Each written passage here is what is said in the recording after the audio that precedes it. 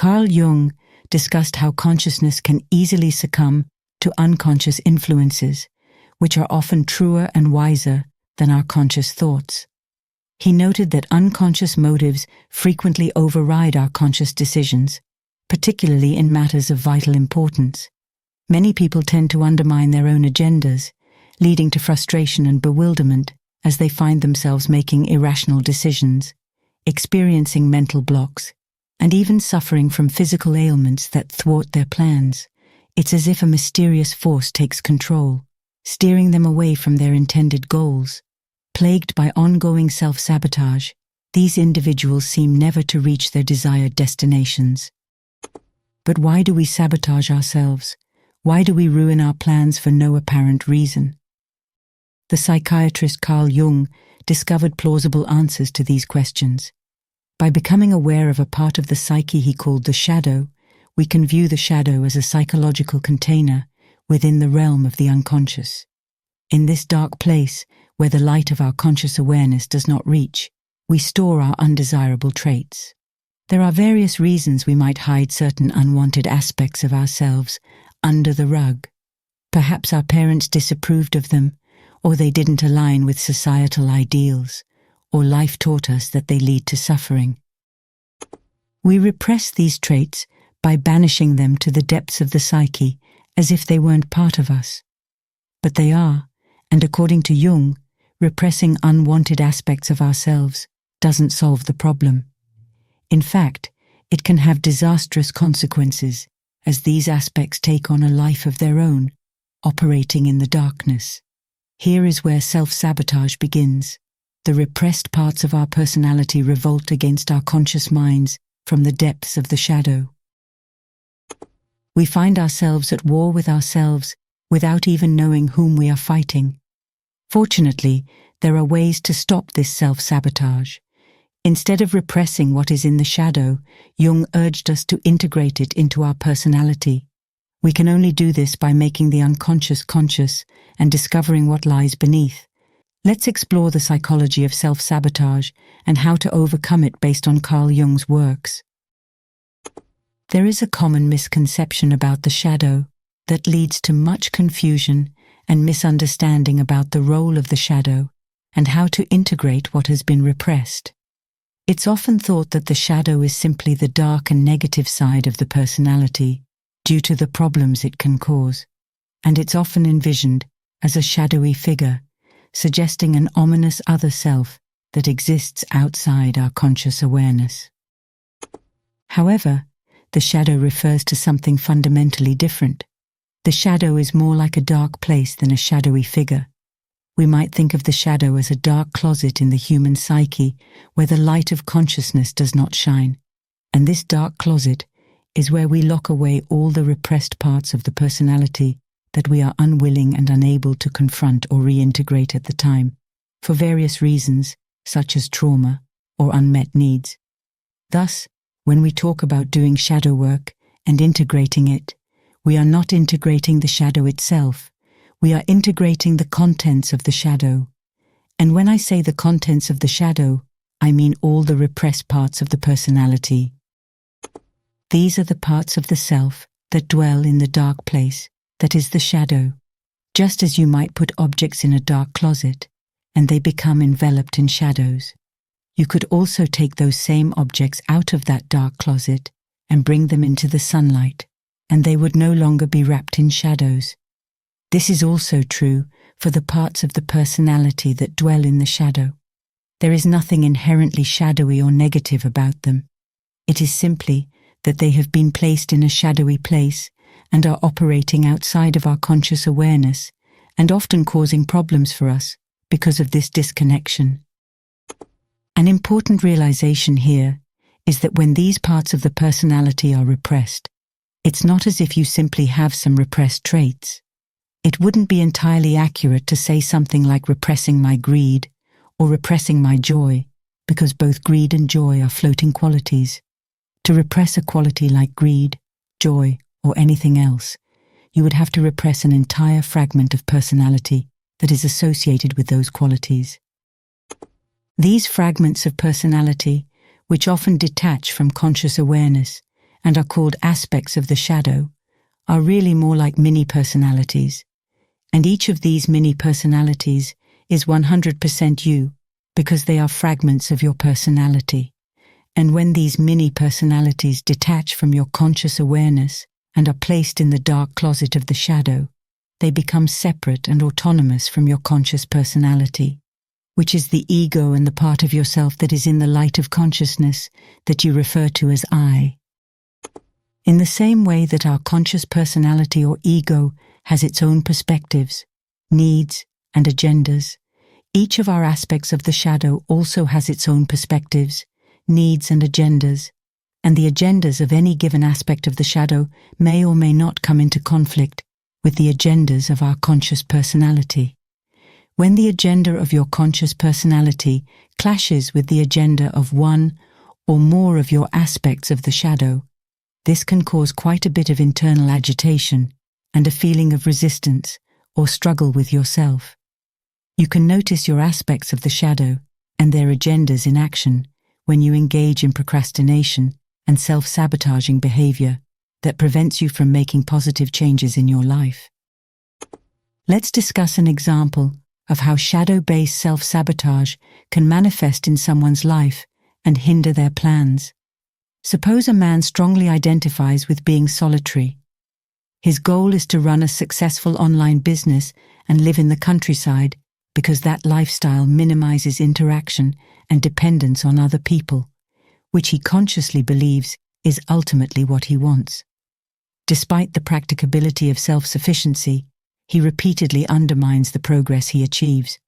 For instance, he is offered the opportunity to buy land in the countryside at a friendly price, but he rejects it for a flimsy reason, or he attracts a considerable number of followers on his lifestyle blog that has much earning potential, yet he decides to stop posting without being able to explain his decision with solid arguments.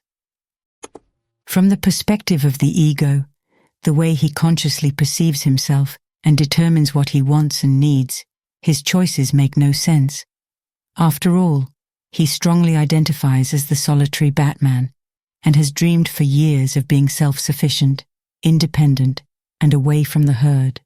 But as soon as his dreams become reality, he throws a wrench in the path. He can't explain why.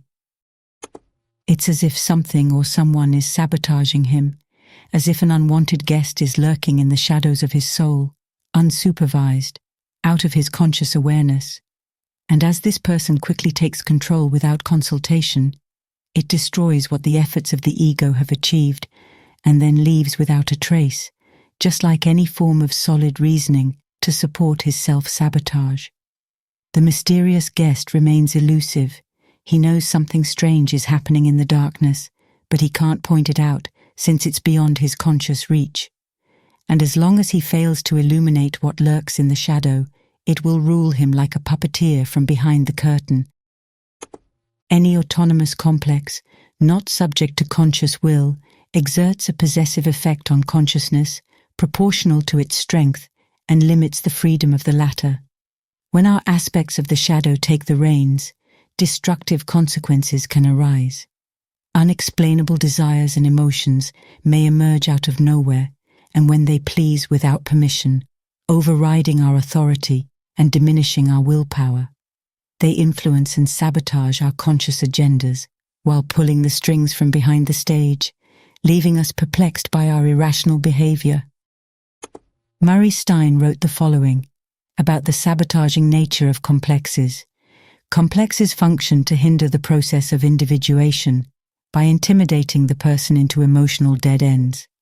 One can easily fall victim, for example, to an implacable need for revenge and implacable anger towards wounds inflicted in childhood, or fall into the bottomless abyss of nostalgia.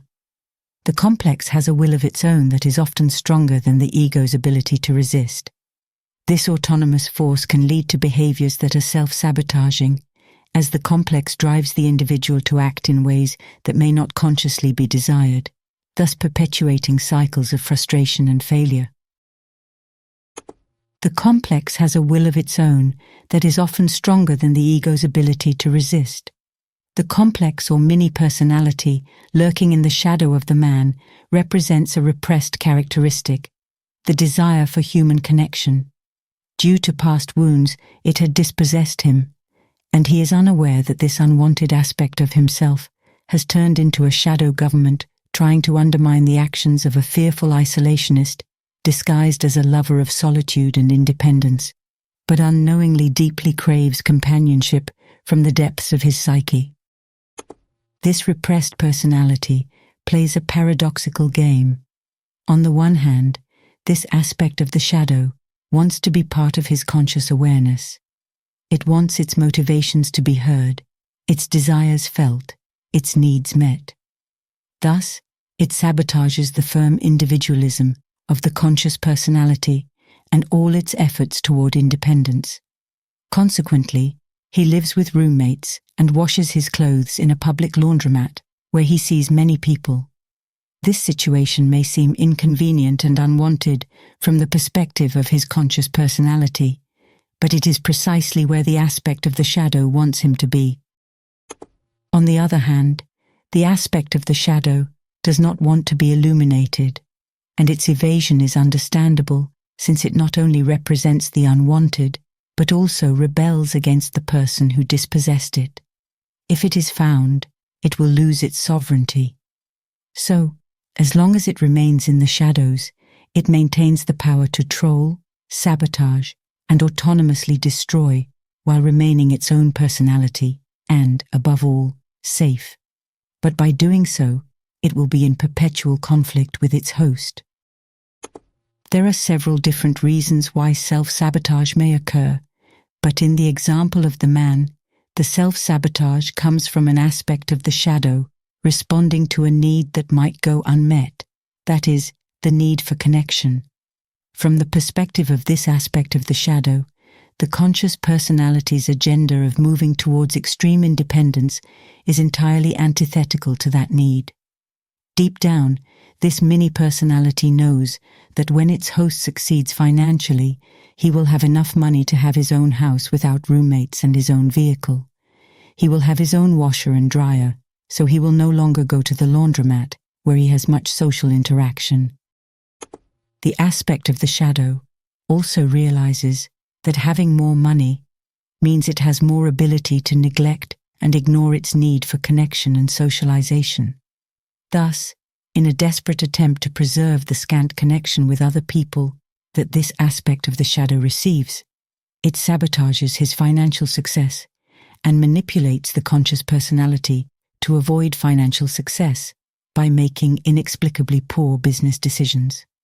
Furthermore, it might also create different rationalizations and mental blockages about success, and perhaps every time he wants to work on his blog, he suddenly feels overwhelmingly tired and just wants to take a nap when he was previously perfectly energized and awake. Now, the solution for self-sabotage, coming from an aspect of the shadow with an unmet need, is quite straightforward. The first step is to recognize the needs and agendas of your conscious personality and the needs of each of your aspects of the shadow, and this requires observation and brutal honesty. If this man in the example is very honest with himself, there will be many clues throughout the day that he actually values connection and a sense of belonging.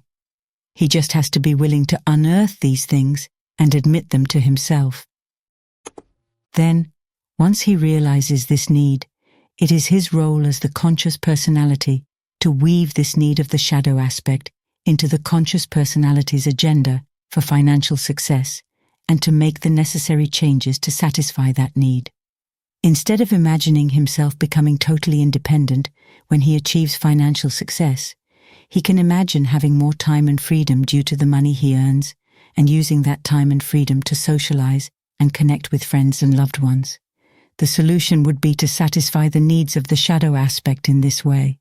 The shadow aspect does not have to sabotage the goals and dreams of the conscious personality to ensure those needs are met.